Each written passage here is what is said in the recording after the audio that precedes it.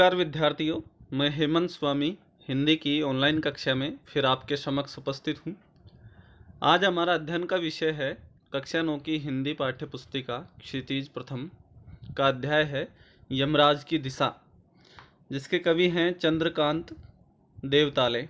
तो इसकी संपूर्ण व्याख्या का अध्ययन हम पिछले वीडियो में कर चुके हैं, जिसका लिंक आपको यहाँ डिस्क्रिप्शन में मिल जाएगा। अब इसके प्रश्नोत्तर देखते हैं, एक एक प्रश्न को हल करते हैं। प्रथम प्रश्न है, कवि को दक्षिण दिशा पहचानने में कभी मुश्किल क्यों नहीं हुई? तो इसका उत्तर है, कवि को बचपन में माँ ने यह सिखाया था कि दक्षिण दिशा की ओर यमराज का घर होता है, मृत्यु के देवता यमराज का निवास होता है, अतः वहाँ पर कभी अपने पैर करके नहीं सोना। उस तरफ पैर रखकर सोना यमराज को नाराज करने के समान है। माँ द्वारा मिली इस सीख के कारण कवि को दक्षिण दिशा पहचानने में कभी मुश्किल नहीं हुई। तो यहाँ दक्षिण दिशा जो है वो प्रतीकार्थ रूप में व्यंजित हुई है, जो शोषणकर्ता हिंसक लोग हैं उनके लिए प्रयुक्त हुआ है। अगला प्रश्न है, कवि ने ऐसा क्यों कहा कि दक्षिण को लांग लेना संभव नहीं है? इसका जवाब है कि दक्षिण दिशा का कोई और छोर या सीमांत नहीं होता है। हम यह नहीं कह सकते कि इस निश्चित स्थान पर दक्षिण दिशा समाप्त तो हो गई है। यहाँ पर कवि ने दक्षिण दिशा को एक प्रतीक के रूप में शोषण से जोड़ा गया है, अर्थात यमराज को एक शोषित लोगों के रूप में दर्शाया है कि शोषण का भी कोई और छोर या अंत नहीं होता सीमा का। इससे हम बच नहीं सकते हैं, इसलिए कवि ने ऐसा कहा है कि दक्षिण को लांग लेना या पार कर लेना संभव नहीं है, क्योंकि शोषण का भी कोई अंत नहीं है, चारों तरफ शोषण फैला हुआ है। तो अब इसका अगला प्रश्न देखते हैं। कवि के अनुसार आज हर दिशा दक्षिण दिशा क्यों हो गई है?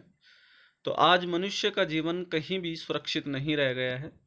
चारों ओर असंतोष, हिंसा, विध्वंस ताकतें फैली हुई हैं। एक ओर जहां हम सभ्यता के विकास के लिए आधुनिक आविष्कार कर रहे हैं, तो दूसरी ओर विध्वंसक हथियारों का भी उसी रफ्तार से निर्माण हो रहा है।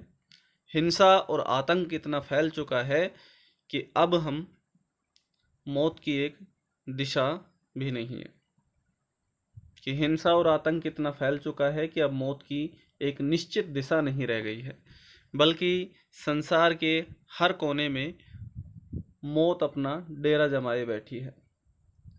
कवि सभ्यता के विकास की इसी खतरनाक दिशा के कारण कह रहा है कि आज हर दिशा दक्षिण दिशा बन गई है, अर्थात चारों तरफ हिंसक शोषक लोगों का निवास हो गया है।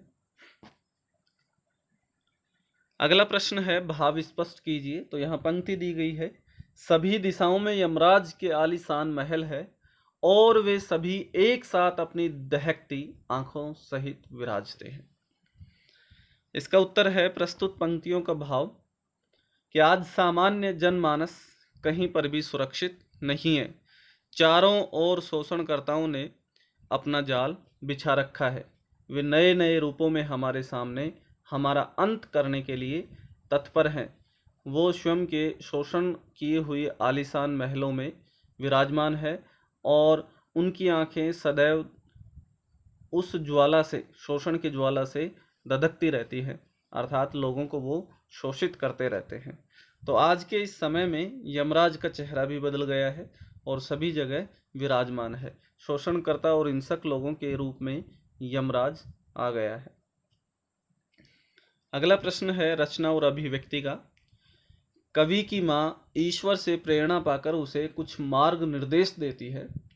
आपकी माँ भी समय समय पर आपको सीख देती होगी, वह आपको क्या सीख देती है?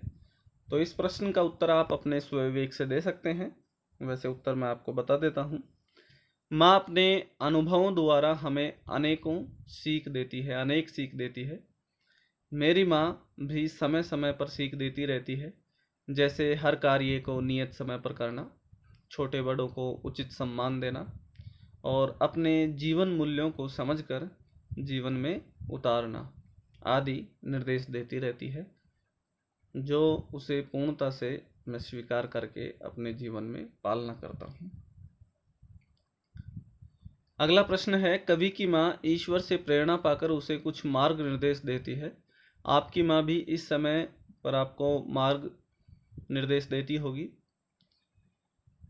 तो क्या उसकी हर सीख आपको उचित जान पड़ती है? यदि हाँ तो क्यों, और नहीं लगती है उचित तो क्यों नहीं लगती है? इसका जवाब है, मेरे अनुसार अगर आप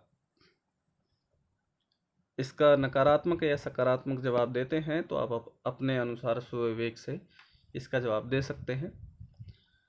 तो मेरे अनुसार इसका उत्तर है कि मुझे तो माँ की हर सीख उचित जान पड़ती है, क्योंकि माँ ने अपने जीवन के अनुभवों द्वारा जो कुछ सीखा है उस आधार पर वे हमें जीवन की सही राह पर चलना दिखाती है, सद्मार्ग पर हमें चलने के लिए प्रेरित करती हैं, एक सही रास्ता दिखाती हैं अपने जीवन के अनुभवों के द्वारा। इसलिए माँ की हर सीख मुझे उचित जान पड़ती है। कभी कभी उचित, अगला प्रश्न है कि कभी कभी उचित अनुचित निर्णय के पीछे ईश्वर का भय दिखाना आवश्यक हो जाता है। इसके क्या कारण हो सकते हैं? इसका जवाब है कि कभी कभी उचित अनुचित निर्णय के पीछे ईश्वर का भय दिखाना आवश्यक हो जाता है, ताकि हमारी ईश्वर में आस्था बनी रहे, हम बुराइयों और अनैतिक कृत्यों से दूर रहें, अनैतिक कार्यों से दूर रहें, बुराइयों से दूर रहें और अपना मर्यादित जीवन व्यतीत करें। तो इस प्रकार से यमराज की दिशा इस पाठ के सभी प्रश्नोत्तर पूर्ण होते हैं। धन्यवाद।